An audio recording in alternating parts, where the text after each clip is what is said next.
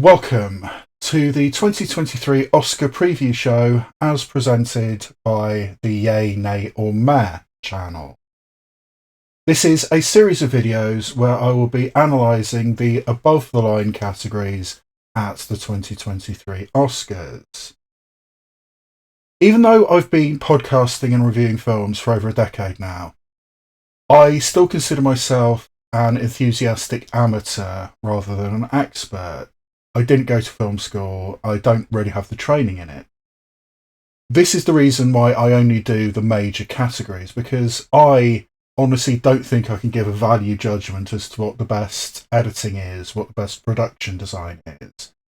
But I do believe I can give value judgments about the best acting, the best directing, the best writing, and the best film.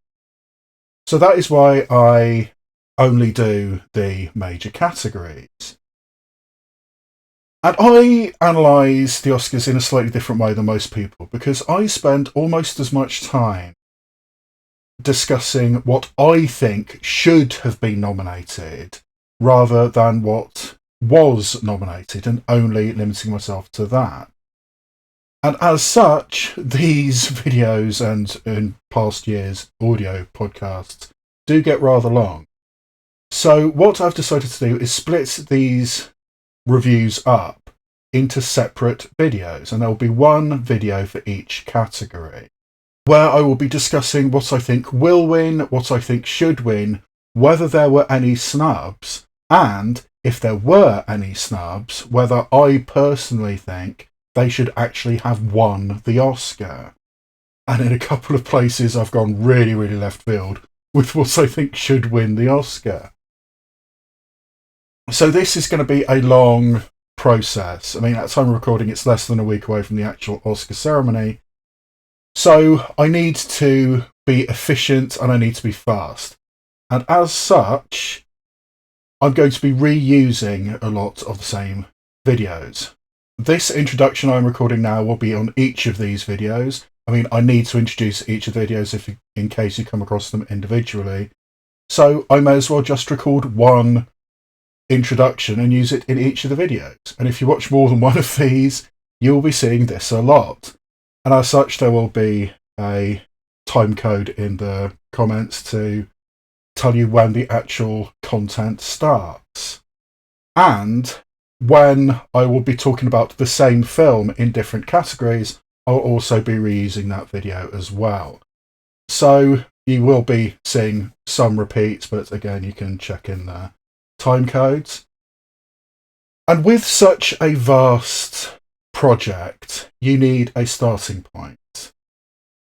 In certain categories, there is a shortlist. In both the documentary feature and the international feature categories, the Academy publishes a 15-film long list. And in the animated feature category, they publish a list of eligible films. And this year, there were 27 eligible animated features.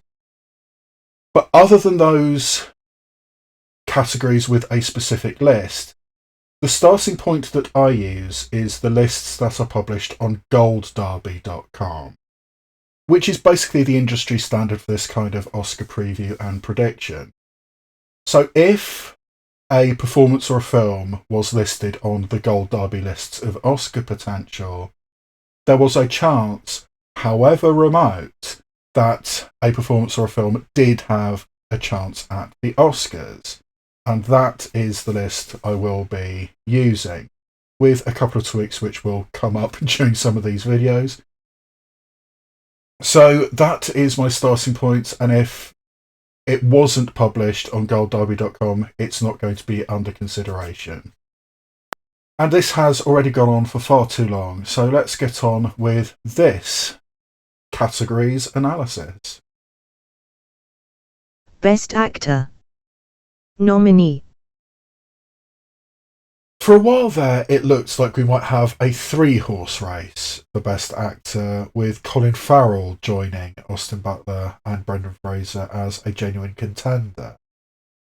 But that doesn't really seem to have happened. I mean, yes, Colin Farrell did get the Golden Globe for Best Actor in a Comedy, which I guess the Banshees of Inisherin is. But this is not a flamboyant, this is not an ostentatious performance from Colin Farrell in the Banshees of Inisherin, and maybe that's one of the reasons why it's less high up than other performances. But it is very, very good. I mean, this person who is suddenly told, I don't want to be your friend anymore. Brandon Gleeson tells him, I don't want to be your friend anymore. And how do you deal with that? What do you do with that? And Colin Farrell doesn't know what to do with it. And makes some very, very bad decisions. I mean, he is repeatedly told, don't come near me, yet he does. And there's consequences, and absurd and extreme consequences. But that's the kind of movies that Martin McDonagh makes. And this somewhat simple character, I mean, not nearly as simple as Barry Keoghan, but an uncomplicated, simple man who has simple ideas, simple pleasures. He likes hanging out with his little donkey, which is honestly a better donkey performance than EO, thinking about it, which is, you'll see in another one of these videos. A simple man who simply just wants to hang out with his sister and hang out with his donkey. Not in a weird way, or I don't think in a weird way. Actually, is it a weird way? That would put a different spin on this movie. That would put a very different spin on this movie. Do I dare rewatch Banshees of Inisherin with that in mind? Yeah. Actually, if that is, a weird relationship between Colin Farrell and the donkey, some of the stuff that happens towards the end is put in a very different context. I'm not sure I wanted to think that, but Colin Farrell's performance in The Banshees of Inisherin is a typical performance in a Martin McDonagh film. I mean, it is similar to Frances McDormand and Sam Rockwell in Three Billboards Outside Ebbing, Missouri. Similar to his own performance and Brendan Gleeson's own performance in Bruges. This odd, detached, understated performance is what this film has going for it.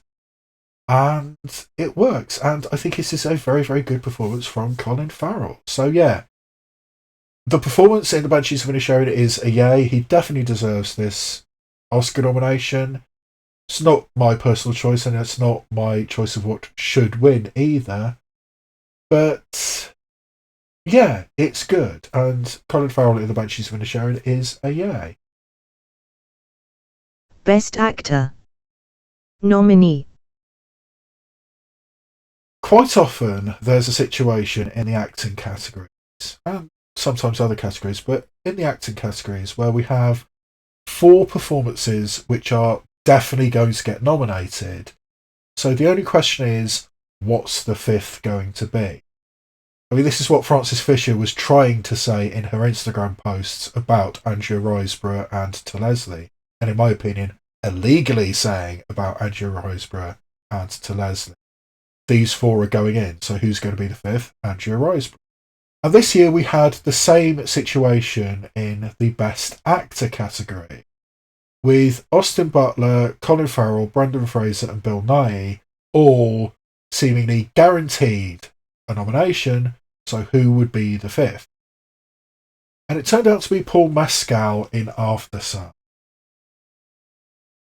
Aftersun is one of those films that has been getting universal praise. Everybody's loved it. I mean, it's been in so many top 10 lists of the year.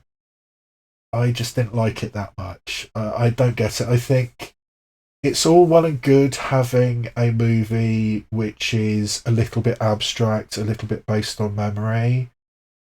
But when, in my opinion, it's unclear what the conclusion we are supposed to come to is, having an abstract narrative doesn't actually help that. And yeah, I didn't like Aftersun. But I don't really begrudge Paul Mescal getting this acting nomination. He's good in it. It's in service of a story I struggle to latch onto, I struggle to care about. But he's good. So yeah, if there had to be a fifth, it may as well be Paul Mescal. It wouldn't have been my choice. It would have been probably my top 5 choices of what the fifth nominee would be. But it happened, and it's fine. It's fair enough. For a film I just didn't like, this is a good enough performance, and it's a good enough Oscar nomination. I mean, it's not on my list. As far as I'm concerned, the performance of Paul Mescal in Aftersun is only a meh. I don't think he deserved this Oscar nomination, and there were other choices which were better, in my opinion. So, yeah, only a meh, and I don't think he deserved a nomination for Aftersun. Best Actor. Nominee. It's a weird contradiction that a film that is a remake of a Japanese film, I mean, a classic Japanese film, Ikiru, which I strongly recommend. But this remake of a Japanese film, in my opinion, is a perfect encapsulation of a very specific type of Britishness, of Englishness even. The stiff upper lip, detached, prim, proper, reserved Englishman, the respectable gentleman.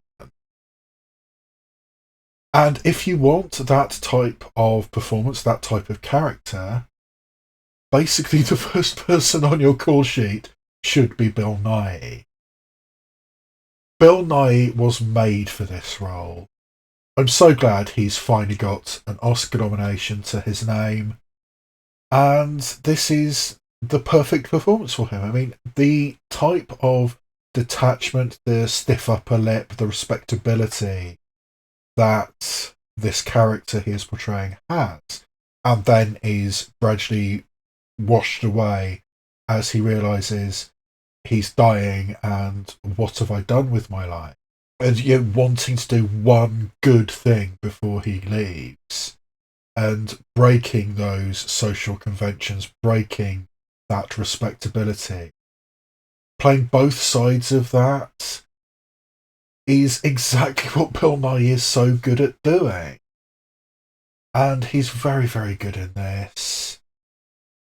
Obviously, I don't think this has got a chance. I'll be incredibly surprised if this actually won the Oscar. But it was certainly worthy of an Oscar nomination. And yeah, I mean, the Bill Nighy type is demonstrated here, and demonstrated very, very well. I mean, Bill Nighy puts in such a good performance. We almost take for granted a performance like this because we are so used to Bill Nighy being so good all the time. But here, he's actually managed to get himself an Oscar nomination, which is great. And I think he thoroughly deserves it. Bill Nighy in Living is a yay, and I do think he deserved this Oscar nomination. Best Actor. Will win. Doing this, I do pay attention to what's getting Oscar buzz. I regularly check on goldw.com, see what's coming up, what the buzz is. And for as long as I was paying attention, it was always Brendan Fraser's going to win Best Actor. Brendan Fraser's going to win Best Actor. There's nobody who can beat him. It's a nailed-on certainty. And then it kind of hasn't happened as much as everybody was expecting. Of the sort of major precursor awards, Brendan Fraser only got the secondary awards of the Screen Actors Guild and the Critics' Choice Awards. The two bigger precursor awards, the BAFTA and the Golden Globe, both went to Austin Butler for Elvis. And for that reason, I think that Austin Butler is actually going to win the Oscar. The Oscars tend to like to do this. I mean, a real-life person who we are familiar with and an actor transforming themselves into that person. I mean, it worked for Rami Malek performing as Freddie Mercury. It helped get a nomination for Ana de Armas as Marilyn Monroe. That was probably one of the factors which knocked off Daniel Deadwater. But performing as Elvis, somebody we are intimately familiar with, Austin Butler does a really, really good job. I mean, this is somebody I have never heard of before. I mean, I don't think I've ever seen any of the films he was in previously, but suddenly he's Elvis. And he is Elvis. He's right there. He's in front of us. And he's performing as Elvis. And he transforms himself. I mean, yes, the later years, he's not nearly as rotund as Elvis was in his later life, but he's performing and having this toxic relationship with Colonel Tom Parker, brilliantly played by Tom Hanks. And I think Tom Hanks, yes, it's a flamboyant performance. I think Tom Hanks deserved at least an honourable mention as Best Supporting Actor. But the relationship, the bad relationship between Austin Butler and Tom Hanks, the desire to perform, the desire to blend these types of music. I mean, having the Negro music and the more acceptable country western music, I mean, blending them together, making something new, making something fresh, and being very, very successful at it. The rise and fall is all there, and Austin Butler plays it at every point really, really well. I mean, from the wide-eyed, innocent-ish who just wants to play music to the person in the completely dark hotel room asking Dr. Nick to give him more pills. I mean, that arc, it's all there, and Austin Butler plays it very, very well. If he does win the Oscar, which I think he's going to do, I think Brendan Fraser still has a chance. But if Austin Butler does win this Oscar, it will be deserved. I think he is going to win it. It's not my choice. But yeah, Austin Butler as Elvis, I think is a yay, and I think he deserves the nomination, certainly. He will deserve the win if he gets it. It's just not my personal choice. But yeah, a yay for Austin Butler as Elvis. Best Actor should win. All throughout the Oscar process, Brendan Fraser was considered the frontrunner, the absolute nailed-on, guaranteed winner of this category. And for me, he still is. I still think that Brendan Fraser should win the Oscar for Best Actor. I really didn't appreciate just how divisive and just how controversial The Whale would be. And yes, I see the people's points. I mean, with the fat suit and with the fat shaming, with the audio that Darren Aronofsky put in, with the eating and emphasising the slobbering and the stuffing your face. I kind of understand where people are coming from when they complain about all that stuff. But for me, it didn't bother me too much. Or certainly not enough to dismiss the performance entirely and say that it shouldn't win the Oscar. What I see in The Whale is a very specific, very extreme portrayal of grief. This is a man who is slowly killing himself. He has decided he no longer wants to be around. I mean, his boyfriend is dead. His daughter is estranged, and no matter how much he tries to reconnect with his teenage daughter Sadie Sink, it doesn't seem to be happening. So he's going to eat himself to death. And that's what's going on here. This is somebody who is so lost, who is so desperate, that he's just slowly killing himself with all this food. And I think with that perspective, with that attitude, which is the perspective I wholeheartedly go with, I think the performance of Brendan Fraser is excellent. Showing the pain, showing the loss, showing the shame of his situation. But he can't stop. And on some level, he doesn't want to stop. I mean, the only thing that he seems to want to do is finally, after 10 odd years, reconnect with his daughter Sadie Sink. And she's not buying, she's not interested. So what do you do there? I think this is a very good film about grief. I think the mechanism used to tell that story of grief, yes, you can have arguments against it. I personally don't see it that way. I see it as a very, very strong film, which I think should not only be nominated for Best Adapted Screenplay, I think it should win Best Adapted Screenplay. I think it should have got nominated for Best Picture as well. And Brendan Fraser, I think, deserves the Oscar for Best Actor still, despite all the controversy, despite all the backlash. I still think that Brendan Fraser's acting performance is the best of the year. But good though Austin Butler is, good though Colin Farrell is, this is the one that I think should win the Oscar. So yes, Brendan Fraser in The Whale is a yay, and I think it should win the Oscar out of the nominees. But I have something in a minute which I don't think anybody will see coming. But for right now, before that moment, what I think should win out of the nominees is Brendan Fraser in The Whale, which is a yay. Best Actor. Should win. Snubbed. I know this is a choice from way, way out of left field, but I do stand by it. When I watched Close, I was utterly blown away by Eden Dambrine.